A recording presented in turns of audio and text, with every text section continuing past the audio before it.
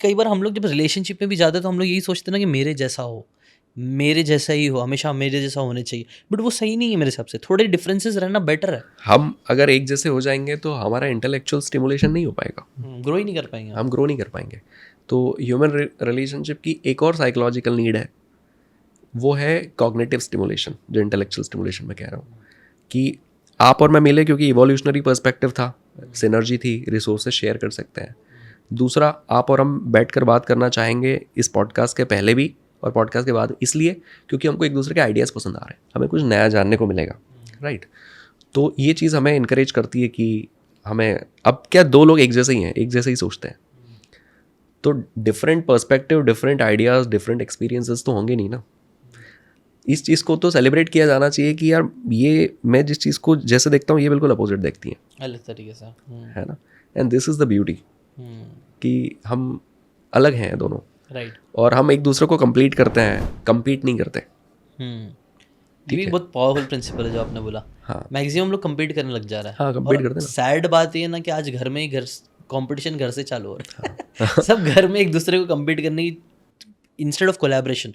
और बड़े स्केल पे देखें तो हम कल ही डिस्कस कर रहे थे, मैंने अलग अलग गौरव भाई, मंगेश भाई, हम लोग मिले थे, मतलब यूट्यूबर्स मिले थे, सब हम बात कर रहे थे कि कैसे गुजरातियों में ये होता है यूजुअली, मैंने देखा है कि दे आर वेरी कोलैबोरेटिव।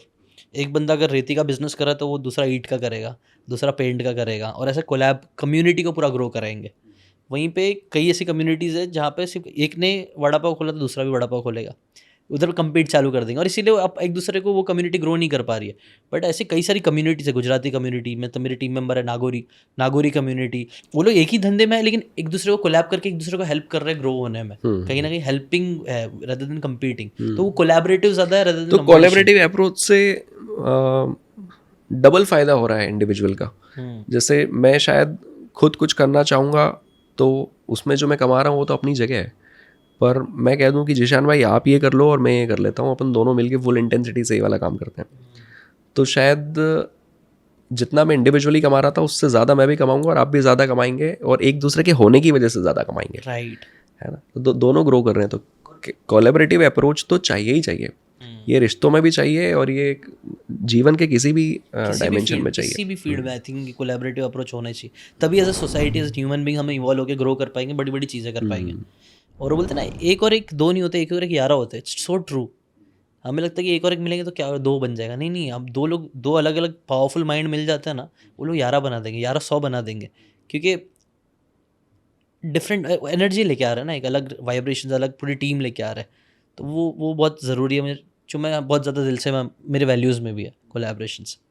अगर आपको ये बातें काम की लगी होगी तो do check out the full podcast यार, जाके देखो, डिटेल में चीज़ों को समझो, तब ज़्यादा अच्छे से समझ में आएगा, ज़्यादा अच्छे से आप अपनी ज़िंदगी में चीज़ें अप्लाई कर पाओगे।